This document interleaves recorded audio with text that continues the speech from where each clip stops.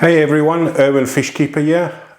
Today, as promised, I'm going to go through the Matten Filter system. Now, those of you that watched some of my previous videos would have heard me made reference to the Matten system, and it's the system I use, or filter system, that I use on my middle bank of tanks. All these tanks here use the Matten Filter system, or Matten Filter system. Now, it's really not complicated. It's quite straightforward. I'm just going to run you through how I do it, and then I will stop the video, fill up the tank, and show you when it's running. So today I'm going to do it on the Kmart 20 litre, which is the same as the tanks on this middle shelf. What you need is obviously, and this is, whatever size you use, you've got an aquarium. You need some sponge.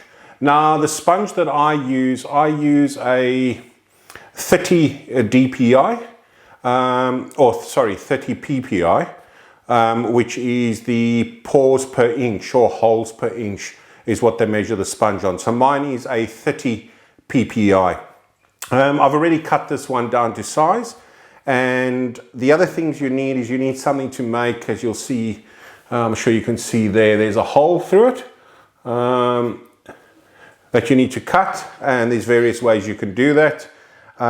You need PVC pipe piece, you need a bend, you need the outlet section, and none of this needs to be glued together, which is great.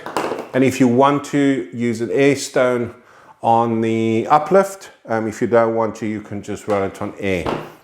All right, so to get started, first of all, the actual sponge, when fitting the sponge in, you want it to be quite firm. So what I normally do is I cut the sponge to be just a little bit more than the outside width of the aquarium, so that when it goes in, it's nice and tight. Because what you want to be able to do is you want to be able to pull down in the corners and really make sure that it fits down properly at the bottom. Now it's going to be a little way away from the side, and if you find that it's too tight, or it's wobbling too much, or it's causing a bit of a bend, you can take a bit of the edge off and just use a sharp blade to cut it. But that's how I determine the size, and then I try and make it level with the top. But then once I start squeezing it in, it drops a bit because I want it quite compact or quite compressed. So I don't want anything to get past the sides or around the bottom. That's what I'm trying to achieve. Okay, so that's for the sponge. That fits in there.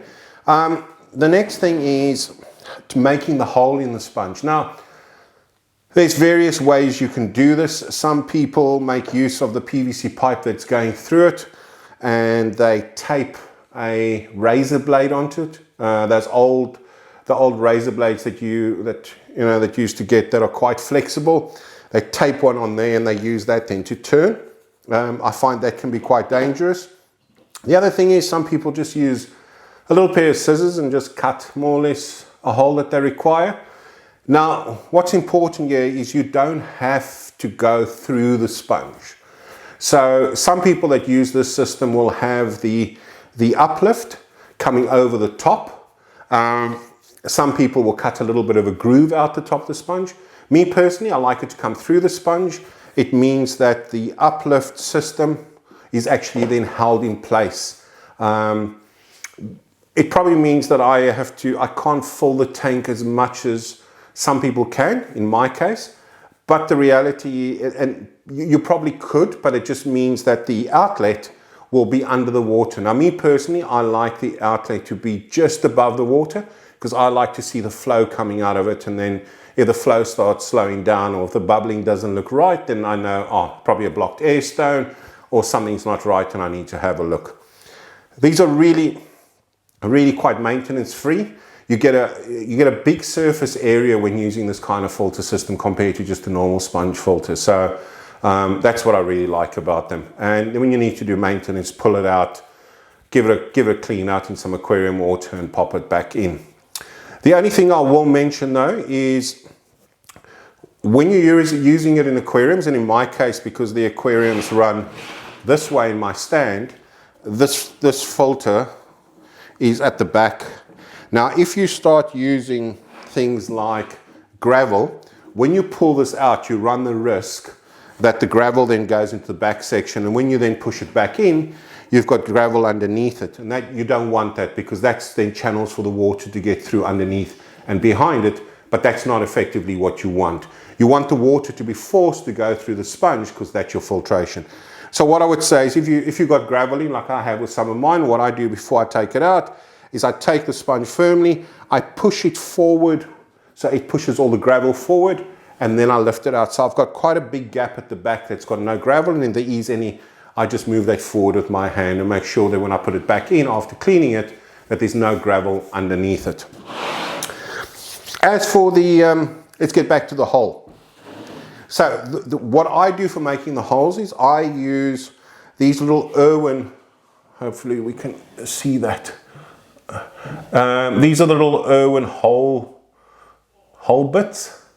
This is a 19 mil that I bought from Bunnings. Now, what's important is don't put this in your drill bit, in your drill, and try and drill a hole with it, because all it'll do is it'll grab on the sponge and it'll rip it.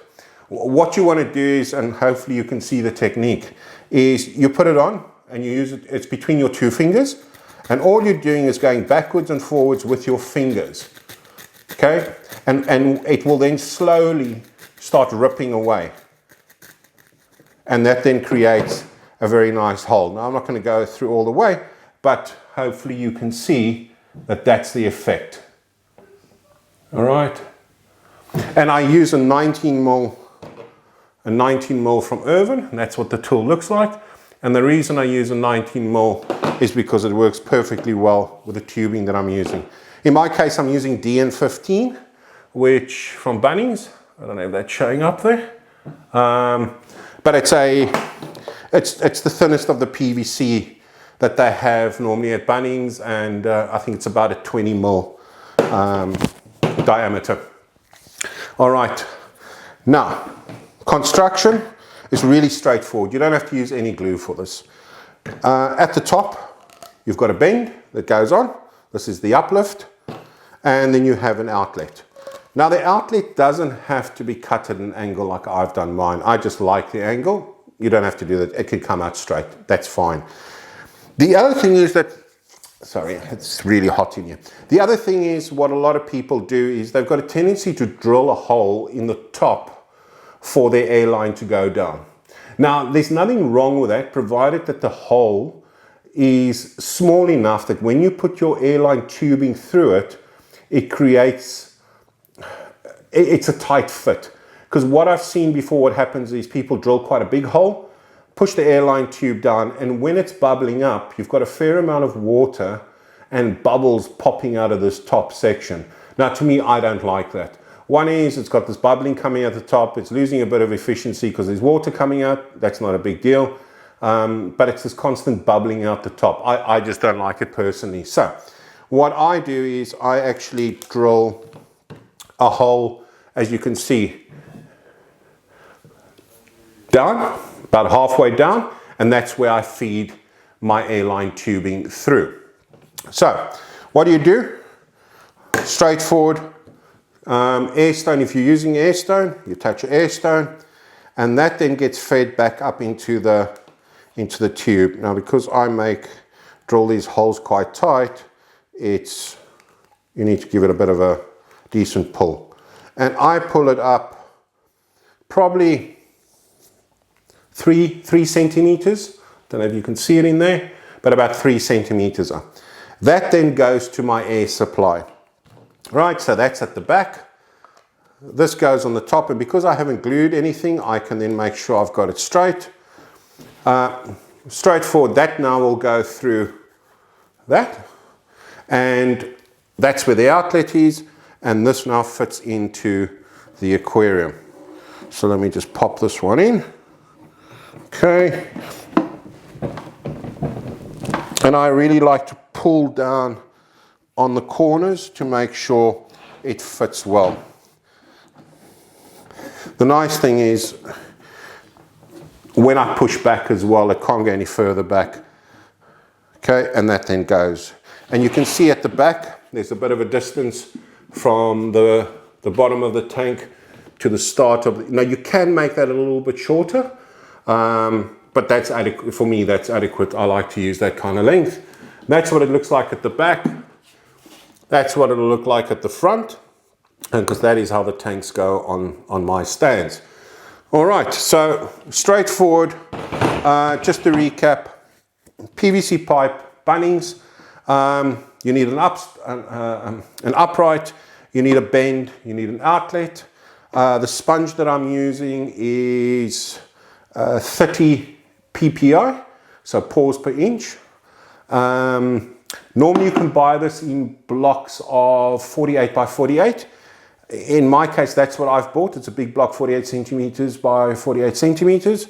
And I'm able to get 4 of the smaller, or 4 of these blocks out, so I could do 4 of the 20-liter Kmart aquariums. To make the holes, just a reminder, the tool that I'm using is like that. Okay, this one is Irwin, also Bunnings, and again, that's the kind of hole it's making. And technique, you really just hold it on the sponge and you're just twisting it in your finger backwards and forwards, backwards and forwards, backwards and forwards, until it goes.